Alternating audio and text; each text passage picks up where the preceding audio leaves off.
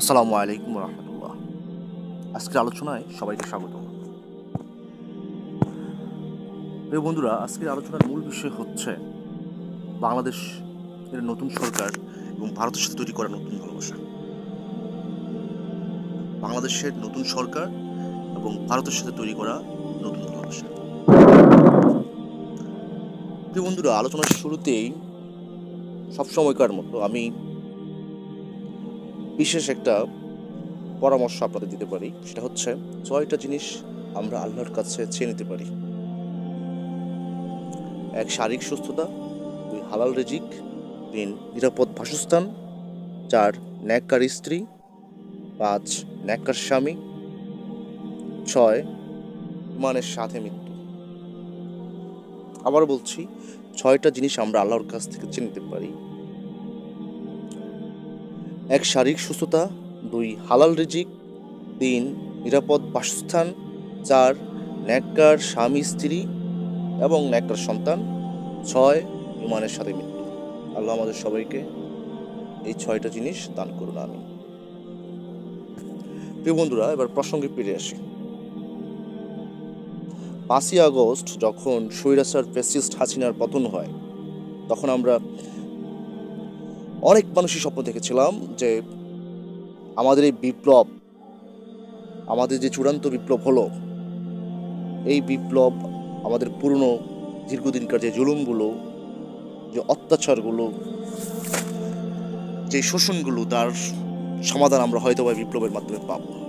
তার মধ্যে একটা সবচাইতে এই ফ্যাসিস্ট সময়ে হয়ে যাওয়া সাজানো হত্যাকাণ্ড বলতে পারি, বিডিআর হত্যাকাণ্ড, তার বিচার এই 4 মাসে এখনো হয়নি।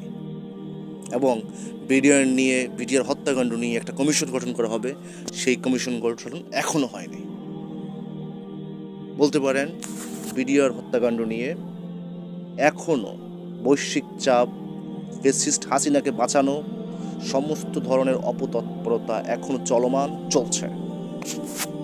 তারপর আসে গতকালকে আমাদের এক মুসলিম ছাত্রী, অন্তঃসত্ত্বা ছাত্রী, যে পরীক্ষা দিতে গিয়েছে, সেখানে কিছু শিক্ষক তাকে নিকাব খুলতে বাধ্য করে এবং তাকে হেনস্থা করে। সবশেষে কি হলো? সবশেষে সেনাবাহিনীর হস্তক্ষেপে একটা সমাধান হলো। ওই প্রিন্সিপাল সহ বাকি শিক্ষক ক্ষমা চেয়েছে। এখন আমার কথা হচ্ছে, এটাই কি সমাধান? ক্ষমা চাওয়া? এরকম তো সবসময় আমাদের দেশে হয়ে আসছে। মুসলিম সংখ্যাগরিষ্ঠ এই দেশে আমাদের মুসলিম শিক্ষার্থীরা, আমাদের মুসলিম ভাই বোনরা, তাদের মুসলিম হওয়ার যে ধর্মীয় অধিকার, সেটা এখন পাচ্ছেন না। তাহলে কিসের বিপ্লব হলো? এই বিপ্লবের অর্থ কি? এই বিপ্লব কার জন্য হলো? এই বিপ্লবের স্বার্থ কাদের? তারপর আজকের এই দিনে যেটা দেখলাম, আমাদের সোশ্যাল অ্যাক্টিভিস্ট যারা রয়েছে, ইলিয়াস হুসাইনের ফেসবুক পোস্ট ছিল, সে বলছিল বিডিআর হত্যাকাণ্ড নিয়ে কোনো কমিশন গঠন হচ্ছে না, এবং স্বরাষ্ট্র মন্ত্রণালয় তাই বলছে। তারপর আসেন আমাদের ফারুক হাসান, গণ অধিকার পরিষদের বিশিষ্ট একজন সদস্য এবং তরুণ প্রজন্মের একজন রাজনীতিবিদ। সে বলছে ভারত চায় না হত্যাকাণ্ডের সঠিক তদন্ত, কারণ সঠিক তদন্ত করলে ভারত পিষে যাবে এবং অন্তর্বর্তীকালীন সরকারের মাথায় তাহলে ভারতীয় ভূত চেপে বসেছে। তারপরে আসেন আমাদের হাসনাত আব্দুল্লাহ, অন্যতম সমন্বয়ক এবং বর্তমান সময়ে ছাত্রদের তৃণমূল জনপ্রিয় নেতা। সে বলছে বিডিআর হত্যাকাণ্ড নিয়ে আওয়ামী লীগের ফ্যাসিস্ট হয়ে ওঠার যাত্রা শুরু হয়েছিল, আর বিডিআর হত্যাকাণ্ডের বিচারের ক্ষেত্রে গরিবসীকে আমি সন্দেহের চোখে দেখি। আচ্ছা, মূল প্রসঙ্গে ফিরে আসি।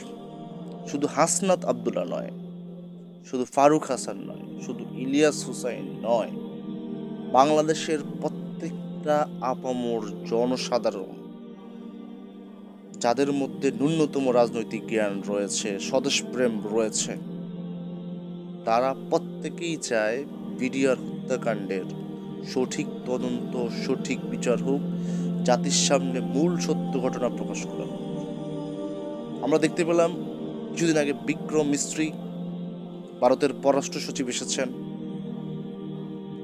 আসার পরেই আমাদের এই বর্তমানে এই সরকার কেমন জানি তাদের ভুল পাল্টাতে শুরু করেছে, এবং তাদের মধ্যে জুড়ে বসা আসিফ নজরুল, তাকে নিয়ে তো আগে থেকেই অনেক ধরনের বিতর্ক। আমাদের বর্তমান সময়কার মানুষগুলো মনে করছেন এই সরকারের বিশেষ অংশ, বিশেষ মহল এখনই ভারতের বশ্যতা স্বীকার করে নিয়েছে।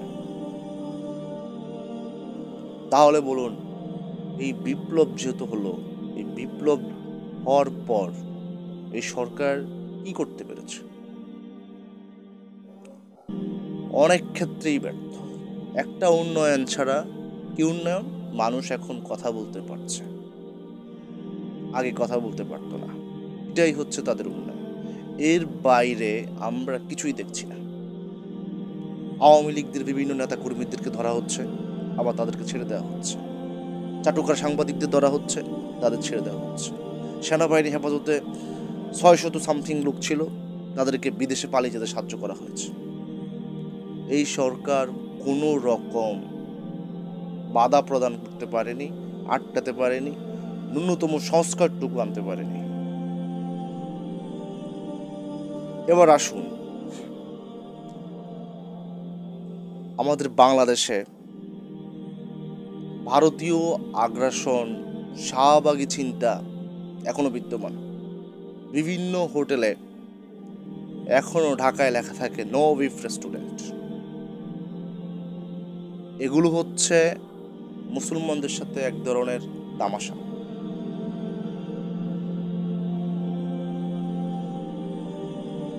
তবে এখানে বলতে পারি, একটা হোটেল সে কি বিক্রি করবে না বিক্রি করবে তার এটা ব্যক্তিগত সিদ্ধান্ত, স্বতন্ত্র চিন্তা। সেখানে মুসলমানদের মতামত প্রদান করার কি যায় আসে? কিন্তু আমরা মুসলিম হিসেবে চাইতেই পারি যে আমাদের মুসলিম হোটেলগুলো বা আমাদের দেশীয় যেই রেস্তোরাঁগুলো রয়েছে তারা মাংস বিক্রি করবে। হ্যাঁ, সেখানে হিন্দুদের বিশেষ চাওয়া পাওয়া থাকতে পারে, তাদের জন্য আলাদাভাবে পাক হবে। কিন্তু এখানে নো বিফ রেস্টুরেন্ট লিখে তারা কি বোঝাতে চায়, তারা কাদের খুশি করতে চায়? আমরা তো দেখি আমাদের পাশের দেশ ইন্ডিয়ায় কোরবানির সময় গরু জবাই করতে দেয় না। আর এছাড়া আমাদের দেশের শাহবাগীদের মধ্যে তো আমাদের মুসলিম কালচার, কোরবানি, গরু জবাই, তাদের মধ্যে এগুলো নিয়ে তো এক ধরনের অসন্তোষ রয়েছে। আমাদের একটাই কথা, এরপর থেকে যে সকল রেস্টুরেন্ট এরকম কাজ করবে আমরা তাদেরকে বয়কট করব। ঠান্ডা মাথায় তাদেরকে আমরা বয়কট করব এবং মালিককে জানিয়ে দিব আপনার রেস্টুরেন্ট আমরা বয়কট করছি। এরকম তামাশা বাংলার মুসলিম জনগণ আর দেখতে চায় না। 95% মুসলমানদের দেশে তামাশা হচ্ছে। তারপর আসেন আমাদের মহামান্য রাষ্ট্রপতি, তিনি বলছেন বৈষম্যহীন বাংলাদেশ গড়ার স্বপ্ন অচিরেই বাস্তবায়িত হবে। আমি শঙ্কিত তিনি ফ্যাসিস্ট সরকারের নিয়োগপ্রাপ্ত রাষ্ট্রপতি, তিনি এই কথা বলছেন, এটা কি সত্য বলছেন নাকি মিথ্যার আশ্রয় নিয়েছেন, তা আমরা অচিরেই দেখতে পাব। আমরা শঙ্কিত। এখন প্রশ্ন, এভাবে আর কতদিন আর কতকাল এভাবে চলবে ভারতীয় আগ্রাসন? ভারতীয়দের কাছ থেকে আমাদের কি মুক্তি নেই? পাশাপাশি বিক্রম মিস্ত্রি ভারত থেকে বাংলাদেশে আসছেন বিশেষ সফরে। তিনি 1 ঘন্টা সেনা ভবনে ছিলেন, বিভিন্ন সূত্রে জানা যাচ্ছে। তিনি সেনা প্রধানের সাথে কি আলোচনা করেছেন? জাতি এগুলো জানতে চায়।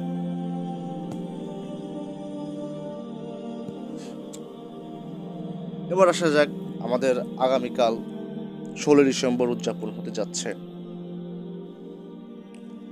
তো বৈষম্য বিরোধী ছাত্র আন্দোলন এর বিশেষ একটা কর্মসূচি হচ্ছে, তারা 16 ডিসেম্বর উপলক্ষে কেন্দ্রীয় কার্যালয় তারা দোয়া এবং মোনাজাতের আয়োজন করছে।